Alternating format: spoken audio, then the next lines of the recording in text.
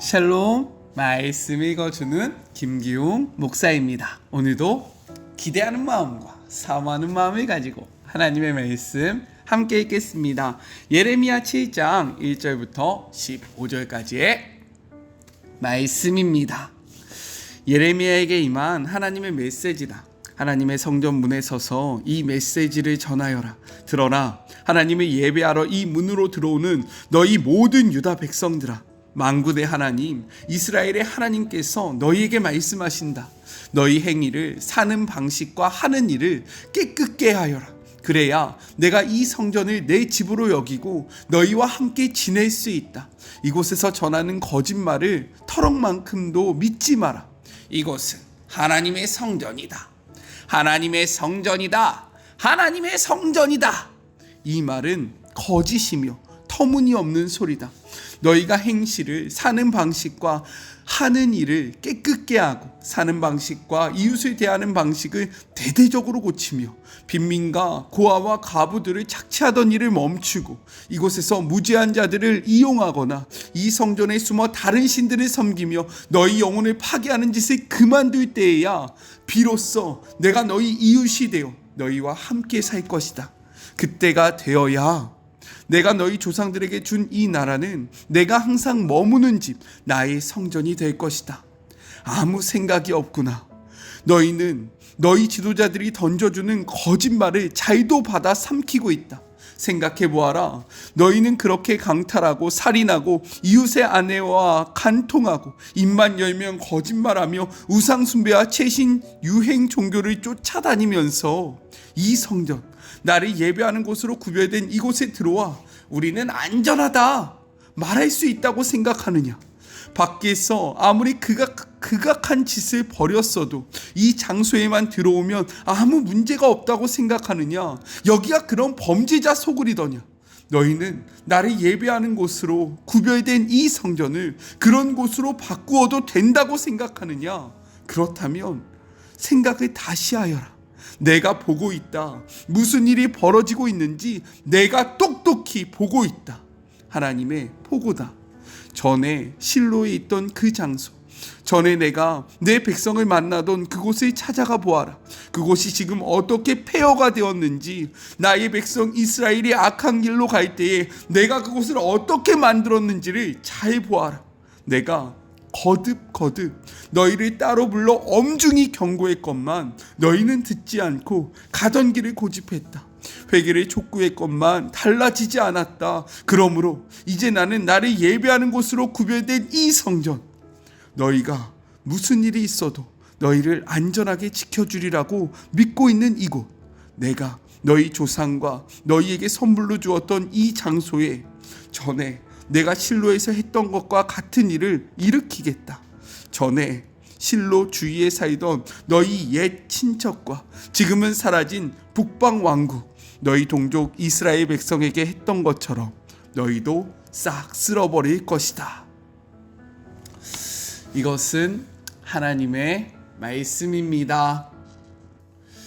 오늘 말씀을 통해서 세 가지를 함께 생각해 보았으면 좋겠습니다. 먼저 첫 번째, 건물은 성전이 아니다 라고 말씀하시는 하나님의 음성입니다. 하나님은요, 예레미야에게 성전에 나오는 사람들에게 당신의 말, 즉 하나님의 말씀을 선포하라 라고 이야기합니다. 그 메시지의 핵심은 무엇이었냐? 우리 4절의 말씀을 같이 한번 읽어볼까요? 너희는 이것이 여호와의 성전이라 여호와의 성전이라 여호와의 성전이라 하는 거짓말을 믿지 말라라는 내용이었습니다. 지금 이스라엘 백성들이요, 하나님 앞에 예배하러 예루살렘 성전에 오는데 그 사람들을 향해서 여기는 성전이 아니다 라고 선포하라고 시키신 거예요. 그렇다면 하나님은 왜 예루살렘 성전을 성전이 아니다 라고 이야기하고 계신 것일까요? 그 이유에 대해서 9절과 10절 이렇게 이야기합니다. 너희가 도둑질하며 살인하며 간음하며 거짓 맹세하며 바알에게 분향하며 너희가 알지 못하는 다른 신들을 따르면서 내 이름으로 일컬음을 받은 이 집에 들어와서 내 앞에 서서 말하기를 우리가 구원을 얻었나이다 하느냐? 이는 이 모든 가증한 일을 행하려 함이로다 라고 이야기합니다. 그들의 삶의 모습이 이러했다라는 거예요. 그 삶의 모습 속에서는요, 하나님의 뜻을 찾아볼 수 없었습니다. 마치 하나님이 없는 것처럼 자신들의 마음대로 살아갔던 그들이요, 하나님 앞에 아무렇지 않게 예배하러 와서 내가 이곳에서 예배하기 때문에 우리는 구원받은 자들입니다 라고 이야기했다라는 거예요. 왜 그랬냐면 그들은 예루살렘 성전을 아주 신성하게 생각했습니다. 역사적인 사건 때문에 그랬는데, 바로 아수르가 유다 백성 유다를 침략해 왔을 때 예루살렘 성전을 함락하지 못했거든요. 그러니까 마치 이 예루살렘 성전이 자신들을 보호하고 자신들을 지키는 것처럼 생각하면서 이 예루살렘 성전 자체를 매우 신성하게 여겼다라는 거예요. 그런데 예루살렘 성전이 성전될 수 있는 이유는 무엇이었습니까? 바로 하나님의 임재 때문인 거죠. 이스라엘 백성, 즉 유다 백성이 함락당하지 않을 수 있었던 이유는 무엇입니까? 이 성전이 거룩해서였을까요? 아니에요. 하나님이 이 유다 백성이 꽉 붙잡고 계셨기 때문에 이들은 안전할 수 있었는데, 그들은 그것을 인정하지 못했던 거죠. 그것을 바라보지 못했던 겁니다. 하나님이 아니라 건물에 집중하기 시작했다라는 거예요. 성경은요, 이렇게 이야기하고 있습니다. 이사야 66장 1절의 말씀이에요. 여호와께서 이와 같이 말씀하시되 하늘은 나의 보좌요 땅은 나의 발판이니 너희가 나를 위하여 무슨 집을 지으랴? 내가 안식할 처소가 어디 있느냐라고 말씀하십니다. 예루살렘에 있었던 그 성전은 아무것도 아니라는 거예요. 그 성전은 건물에 불과하다라고 이야기하는 거죠. 그 성전이 어떻게 나의 처소가 될 수 있느냐? 그 성전에 하나님을 담을 수 없다라고 이야기합니다.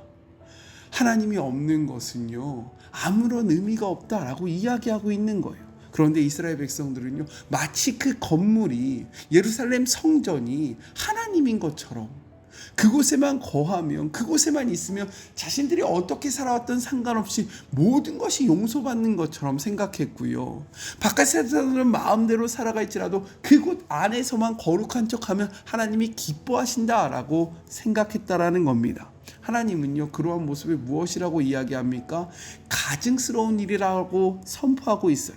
성경에서 가증스럽다라는 것은요, 토할 만큼 역겨운 행동을 뜻합니다. 그들의 모습이 너무나도 역겹다라는 거예요.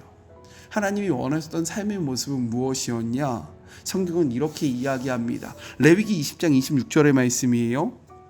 너희는 나에게 거룩할지어다. 이는 나 여호와가 거룩하고 내가 또 너희를 나의 소유로 삼으려고 너희를 만민 중에 거룩하게 구별하였음이라 라고 이야기합니다. 하나님은 거룩하신 분이에요. 그래서 거룩하지 않은 자들과 함께할 수 없습니다. 회전하는 그림자도 없을 정도로 완전하신 분이 우리의 하나님인데, 하나님이 이스라엘과 함께하기 위해서는 어떻게 해야 했습니까? 그들의 삶이 거룩해야 했다라는 거예요. 그런데 그들의 삶 속에는요, 거룩함을 찾아볼 수 없었던 거죠.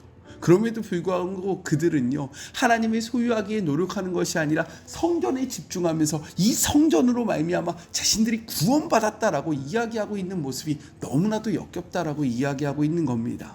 우리는 어떠합니까?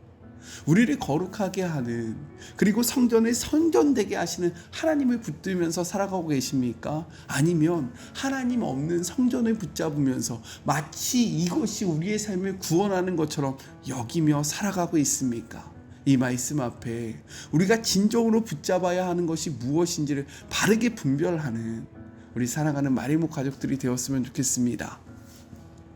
둘째, 이웃들 사이에서 정의를 행하라 라고 말씀하고 계세요. 하나님은요, 껍데기뿐인 예루살렘 성전을 붙잡고 살아가고 있는 그들에게 이렇게 이야기합니다. 3절의 말씀이에요. 만군의 여호와 이스라엘의 하나님께서 이와 같이 말씀하시되 너희의 길과 행위를 바르게 하라. 그리하면 내가 너희로 이곳에 살게 하리라 라고 이야기하세요. 무엇이라고 말합니까? 우리의 길과 행위를 바르게 하라고 말씀하고 있어요. 그렇다면 하나님이 말씀하시는 길과 행위를 바르게 하는 것은 무엇일까요? 말씀을 볼까요? 5절입니다. 너희가 만일 길과 행위를 참으로 바르게 하여, 이것이 중요한데요, 이웃 사이에 정의를 행하며. 길과 행위를 바르게 하는 삶의 모습이 무엇이냐? 하나님 앞에 열심히 예배하는 것이라고 이야기하지 않아요. 우상으로부터 돌이키는 삶의 모습이라고 먼저 말씀하지 않습니다. 먼저 이야기하시는 것이 무엇이었냐면 이웃을 향하여 정의를 행하는 것이라고 이야기해요. 이것을 조금 더 구체적으로 6절은 이렇게 기록하고 있습니다. 6절 전반부의 말씀이에요. 이방인과 고아와 가부를 압제하지 아니하며 무죄한 자의 피를 이곳에서 흘리지 아니하며 라고 이야기합니다. 이방인 그리고 고아와 가부, 이 모두는요 사회적인 약자였습니다. 돌봄과 보호, 위로가 필요한 자들이었다라는 거예요. 하나님은 이들에게 선을 행하는 것이 바로 우리의 길과 행위를 바르게 하는 모습이다 라고 이야기하고 계신 거죠. 왜냐하면 하나님을 향한 믿음은요 이웃을 향한 우리의 사랑으로 증명되기 때문인 겁니다. 말씀을 통해서 한번 확인해 볼까요? 야고보서 2장 14절부터 한번 읽어볼게요. 내 형제들아, 만일 사람이 믿음이 있노라 하고 행함이 없으면 무슨 유익이 있으리요? 그 믿음이 능히 자기를 구원하겠느냐? 15절. 만일 형제나 자매가 헐벗고 일용할 양식이 없는데 16절. 너희 중에 누구든지 그에게 이르되 평안히 가라, 덥게 하라, 배부르게 하라 하며 그 몸에 쓸 것을 주지 아니하면 무슨 유익이 있으리요? 17절. 이와 같이 행함이 없는 믿음은 그 자체가 죽은 것이라. 18절.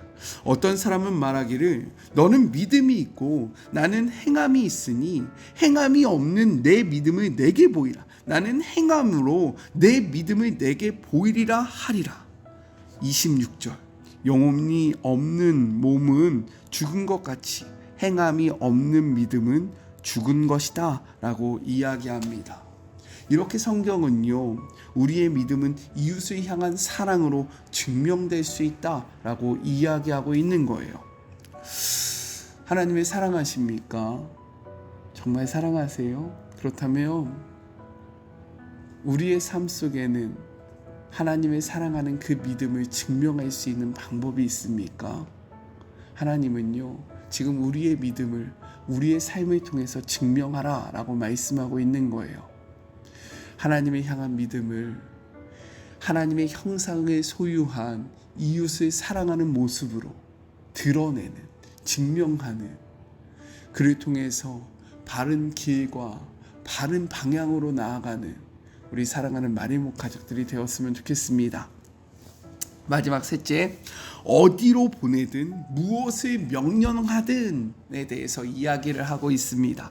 하나님이 예레미야에게 주신 말씀이 무엇이었을까요? 우리 2절을 같이 한번 읽어볼게요. 너는 여호와의 집 문에 서서 이 말을 선포하여 이르기를 여호와께 예배하러 이 문으로 들어가는 유다 사람들아 여호와의 말씀을 들으라 라고 이야기합니다. 그가 하나님이 보내신 곳이 어디예요?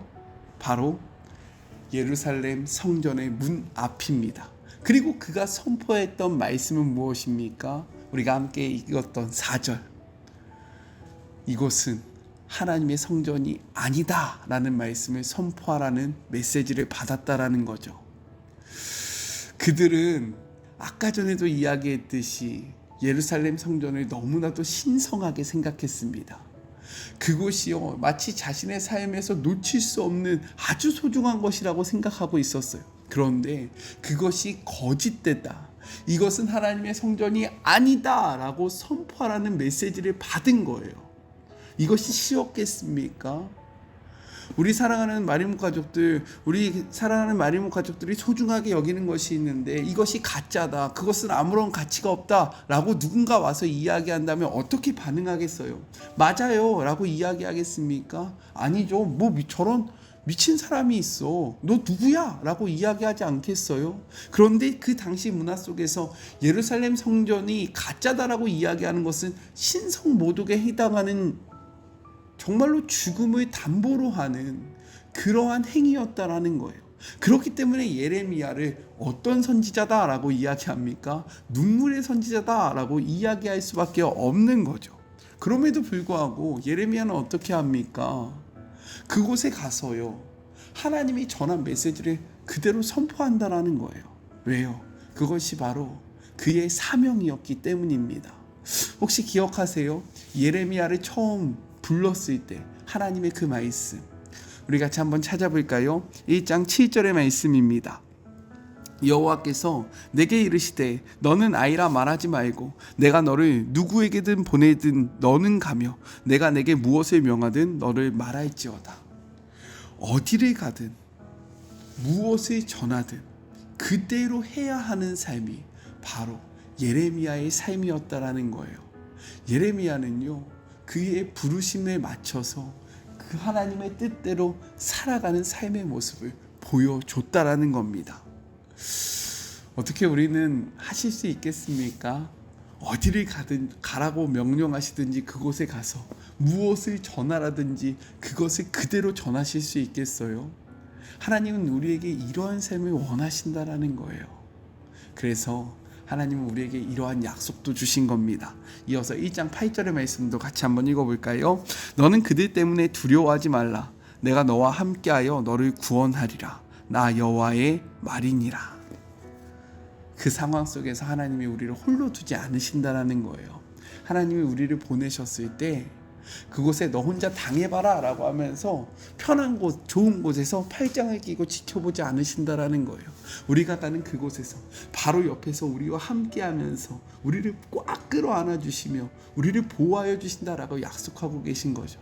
예레미야는 이 약속을 믿으며 정말로 두려운 그곳으로 나아가서 전하기 두려웠던 그 메시지를 담대하게 선포할 수 있었던 겁니다. 우리도 하나님의 이 약속을 신뢰하셨으면 좋겠어요. 다시 한번 읽어볼까요? 8절입니다. 너는 그들 때문에 두려워하지 말라. 내가 너와 함께하여 너를 구원하리라. 오늘 이 약속을 신뢰하며 하나님이 가라는 곳에 가서 하나님이 전하라는 메시지를 바르게 선포하는 우리 모두가 되었으면 좋겠습니다. 하나님이 그 자리에 우리와 함께 하실 거예요. 믿으시죠? 우리 같이 기도할까요? 하나님, 오늘도 말씀을 통하여 우리에게 이야기하여 주심에 감사합니다. 우리는 껍데기를 붙잡고 있습니까? 아니면 알맹이를 붙잡고 있습니까? 우리는 우리를 구원으로 이끌 수 있는 하나님을 붙잡으며 나아가고 있습니까? 아니면 하나님이 없으면 아무런 값어치 없는 것들을 붙잡으며 살아가고 있습니까? 주님이 말씀 앞에 우리가 진정으로 붙잡아야 하는 것이 무엇인지를 바르게 깨닫게 하여 주시옵소서. 주님, 우리의 믿음이 삶으로 드러나고 있습니까? 바른 길과 바른 행위가 우리의 모습 속에 있습니까? 하나님의 이 말씀 앞에 이웃을 사랑하고 이웃을 섬기며 이웃에게 정말로 바른 정의를 행함으로 하나님이 사랑하는 믿음을 온전히 드러내는 우리 모두가 되게 하여 주시옵소서. 주님이 우리에게 어디로 가라 하든 그대로 가며 무엇을 전하라든 그대로 전하는 자들이 되기를 소망합니다. 하나님이 우리에게 약속하셨습니다. 우리와 함께 하시겠다. 이 약속을 믿으며 주님의 그 말씀을 온전히 선포하는 자들이 되기를 소망하오니 두려워하지 않게 하시고 염려하지 않게 하시고 주님을 바라보며 담대히 승리하는 우리 사랑하는 모든 마리모 가족들 되게 하여 주시옵소서. 함께 하실 주님을 기대하며 거룩하신 예수님의 이름으로 간절히 기도드립니다. 아멘. 하나님의 말씀을 붙잡고 하나님의 말씀대로 살아가는 우리 모두가 되었으면 좋겠습니다. 저는요 또 내일 만나도록 할게요. 사랑하고 주님의 이름으로 축복하면서 오늘 하루도 힘내세요. 우리 내일 만나요. 안녕. 오늘도 수고하셨습니다.